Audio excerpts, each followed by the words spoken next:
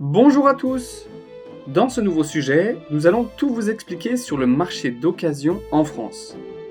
Dans la riche palette des achats d'occasion en France, 3 termes reviennent fréquemment.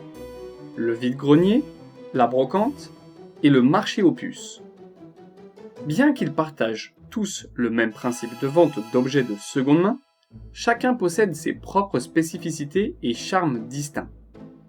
Ces véritables havres de trouvailles d'occasion sont ancrés dans le paysage urbain français depuis des générations, offrant une diversité d'articles allant des antiquités rares aux gadgets électroniques.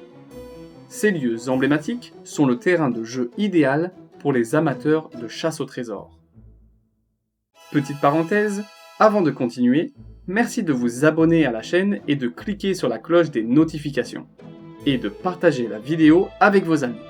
Merci d'avance. Pour commencer, la brocante incarne avant tout un espace où se trouvent des objets à faible valeur marchande. Les brocanteurs, en tant que professionnels, doivent être enregistrés au registre du commerce et fournir des garanties sur la nature et la qualité de leurs produits. Contrairement aux antiquaires, les brocanteurs proposent des articles moins anciens et généralement plus abordables. Néanmoins, ce sont des experts qui possèdent une connaissance approfondie de l'origine et de l'histoire des objets qu'ils proposent. Ensuite, les vide-greniers offrent aux particuliers l'opportunité de vider leurs placards et greniers en revendant des objets, des meubles et des vêtements dont ils n'ont plus besoin. Tout le monde peut être vendeur, il suffit de s'inscrire sur internet ou à la mairie de la ville en question et pour quelques euros, de louer un stand pour la journée.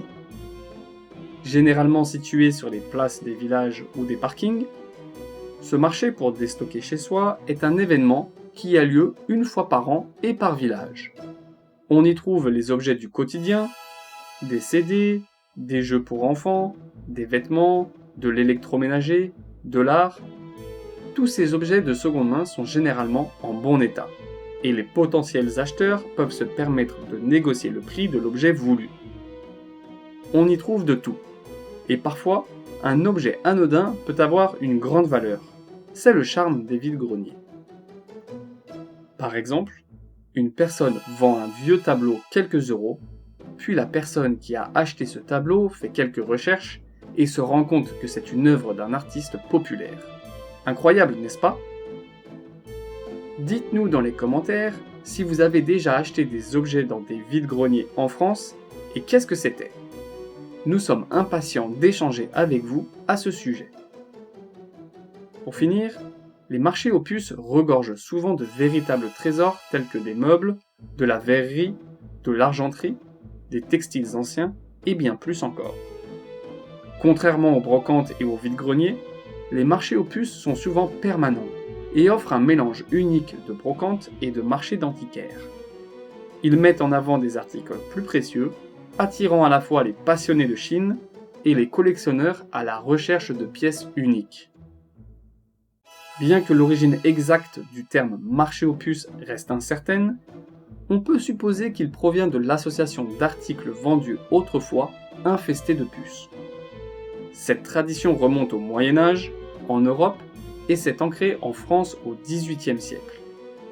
Aujourd'hui, ces marchés demeurent des destinations prisées pour les amateurs de trouvailles historiques et culturelles. Les étals regorgent de trésors en tout genre, offrant une véritable immersion dans l'histoire et la culture locale. En France, plusieurs marchés aux puces sont particulièrement renommés. Les puces de Saint-Ouen attirent des milliers de visiteurs chaque semaine avec leurs offres variées, allant des antiquités aux vêtements vintage. De même, le marché aux puces de la Porte de Vanves, situé dans le 14e arrondissement de Paris, est réputé pour ses antiquités et ses objets de collection uniques. Dans d'autres régions de France, des marchés aux puces notables attirent également l'attention. À Lyon, plus précisément à Villeurbanne, les puces du Canal regroupent plus de 400 exposants le week-end.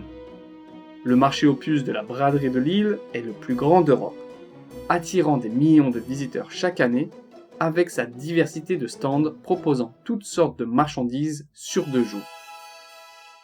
Avec l'avènement d'Internet, les marchés aux puces ont également pris une dimension virtuelle. De nombreuses plateformes en ligne permettent désormais aux acheteurs et aux vendeurs de se connecter et de conclure des transactions, offrant ainsi une alternative moderne au marché traditionnel. Disponible toute l'année, peu importe où vous vous trouvez, il est plus facile de trouver l'objet exact que vous recherchez. Malgré cela, les vide-greniers, les brocantes et les marchés aux puces restent toujours aussi populaires. Généralement, ils rassemblent les habitants du village, des activités festives ont lieu ce même jour avec des stands de nourriture, des jeux pour enfants et des bals populaires. Souvent organisés au printemps ou en fin d'été, la météo est clémente et les personnes aiment se balader dans les allées sous un soleil radieux. Alors, prêt pour aller chiner ? Renseignez-vous sur les sites de la ville que vous souhaitez visiter pour découvrir ces lieux vivants qui rassemblent la population le temps d'un week-end. Merci de nous avoir regardés, restez avec nous pour une autre vidéo tout aussi intéressante. À bientôt!